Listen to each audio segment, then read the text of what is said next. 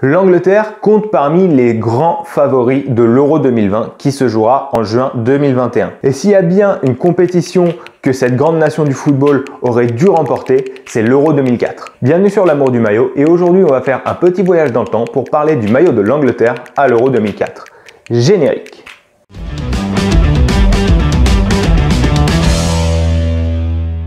Alors, à chaque fois que les grandes compétitions internationales arrivent, qu'il s'agisse de l'Euro ou de la Coupe du Monde, l'Angleterre fait toujours partie des gros outsiders, voire des favoris. Malgré tout, cette équipe n'a rien gagné depuis 1966 et sa seule Coupe du Monde, qui est le seul titre à son palmarès. Pourtant, les Anglais ont connu de super générations. Et parmi ces générations, la meilleure, pour beaucoup de spécialistes du foot, c'est celle de l'Euro 2004. Petit rappel pour ceux qui ne le savent pas, de 96, phase finale organisée en Angleterre, à 2012 inclus, l'Euro se jouait à 16 équipes. Donc forcément, c'était toujours un peu plus dur de se qualifier. L'Angleterre en a même fait les frais en 2008 et la phase finale était toujours plus relevée. C'est pour ça que jusqu'en 2012, on avait tendance à dire que c'était plus compliqué de gagner l'Euro que la Coupe du Monde. Donc généralement, les phases éliminatoires à l'Euro étaient quand même assez relevées. Et pour le coup, la période 2002-2003 durant laquelle l'Angleterre a joué ses éliminatoires a été un peu compliquée pour les Three Lions puisqu'ils ont fini premier de leur groupe certes, mais à seulement un point devant la Turquie. Donc les Anglais se sont qualifiés pour l'Euro 2004 et sont donc tombés dans un groupe assez compliqué au sein duquel on retrouvait notamment la France, la Croatie et la Suisse. Après avoir été éliminé de la Coupe du Monde 2002 au Japon et en Corée par le Brésil en quart de finale, malgré une excellente équipe, les Anglais sont super attendus pour la phase finale organisée au Portugal. Donc la compétition s'ouvre contre la France, ce match est resté dans toutes les mémoires en France forcément. Les Anglais ont super bien maîtrisé le match, ils ont mené 1-0 jusqu'aux arrêts de jeu et David Beckham a même manqué un penalty arrêté par Fabien Barthez au cours du match. Mais les Français ont réussi à s'imposer miraculeusement grâce à 2 buts sur coup franc et sur penalty de Zinedine Zidane. Derrière, les Anglais ont donc fini deuxième de la poule et sont tombés contre le pays organisateur, le Portugal, en quart de finale. Au terme d'un match épique, les Anglais ont été éliminés au tir au but, comme très souvent d'ailleurs, et ça a été une véritable désillusion pour cette équipe. Donc pour vous rappeler un peu le niveau de cette équipe d'Angleterre en 2004, les joueurs de champ c'était Gary Neville, John Terry, Sol Campbell, Ashley Cole, Steven Gerrard, Frank Lampard, Paul Scholes, David Beckham, Wayne Rooney et Michael Owen. Vous voyez un petit peu comment c'était costaud. Et cette équipe-là, elle avait le potentiel pour être au moins championne d'Europe, voire championne du monde. Malheureusement, son gros point faible, et ça a toujours été le cas avec les équipes d'Angleterre, c'était son gardien de but, David James. Mais cette équipe d'Angleterre rappelle surtout à tous ceux qui pensent que faire une sélection, c'est choisir les meilleurs joueurs, qu'on peut empiler autant d'individualités qualitatives que l'on veut. Ce qu'il faut pour l'emporter dans les phases finales, c'est un groupe. Mais maintenant que le contexte a été replacé, on va parler du maillot en lui-même. Et donc le but de cette vidéo aujourd'hui, c'est de mettre en avant un point très particulier de ce maillot. Je m'explique. Je porte actuellement un maillot porté en match par une sélection de jeunes d'Angleterre en 2004.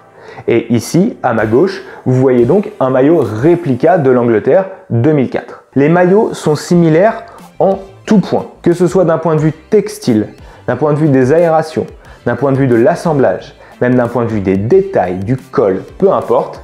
La seule chose qui va différer un tout petit peu, mais ça c'est vraiment du détail, c'est l'étiquette de la taille à l'intérieur du maillot, une toute petite étiquette carrée qui est placée en bas du maillot à l'intérieur sur la réplique et qui est placée au niveau du col à l'intérieur sur le maillot de match. Les maillots sont tellement semblables que même le tag en bas à droite du maillot qui authentifie donc le maillot est le même sur le maillot de match et sur la réplique. Et bien malgré tous ces points communs, malgré toutes ces similarités, ces deux maillots-là sont différents. Évidemment, s'il y a des connaisseurs de maillots parmi vous, vous avez certainement la réponse, mais vous vous demandez peut-être en quoi ils sont différents. Et bien la réponse, la voilà. Et oui, le maillot réplica, il est réversible. Et c'est ce qui fait que pour moi, même en tant que collectionneur, le maillot réplica est plus cool qu'un maillot de match. Il faut savoir que ça, c'était quelque chose que Umbro savait faire et faisait régulièrement, que ce soit pour l'Angleterre ou pour Manchester United. Fabriquer des maillots réversibles, c'était un petit peu au début des années 2000 la marque de fabrique d'Umbro. Et pour moi, c'est le genre de particularités, de petits trucs, de petites anecdotes sur les maillots qu'on retrouve quasiment plus aujourd'hui. Et il faut savoir aussi que acheter un maillot de football à l'époque en Angleterre, ça coûtait pas cher du tout. C'est aussi pour moi l'occasion de vous offrir une petite anecdote. À l'époque, Umbro lançait ses maillots domicile 1 an avant une phase finale. Et les maillots extérieurs sortaient 1 an après. Je m'explique. Ça veut dire que ce maillot-là, domicile, qui a été porté par l'équipe d'Angleterre à l'Euro 2004, En fait, il a été porté de 2003 à 2005. Tandis que le maillot extérieur de l'Euro 2004 est paru donc en 2004, un peu avant la compétition, et a été porté jusqu'en 2006, avant la Coupe du Monde. À la Coupe du Monde, évidemment, il a changé. Cette stratégie-là, c'était super fin de la part d'Umbro, ça permettait d'avoir un maillot de la sélection nationale qui sortait tous les ans. Ça permettait aussi aux boutiques, pour mettre en avant le maillot extérieur qui sortait juste avant la phase finale, de brader, entre guillemets, le maillot domicile. Et donc, deuxième anecdote, ce maillot-là, c'est le maillot de football que je possède depuis le plus longtemps dans ma collection. C'est un maillot que j'avais acheté lors d'un voyage scolaire en Angleterre en 2004, justement, pendant l'Euro. Et j'avais dû le payer, je sais pas moi, 25 ou 30 pounds à l'époque dans un Sports Direct. Donc rendez-vous compte, c'est l'équivalent de 35 €.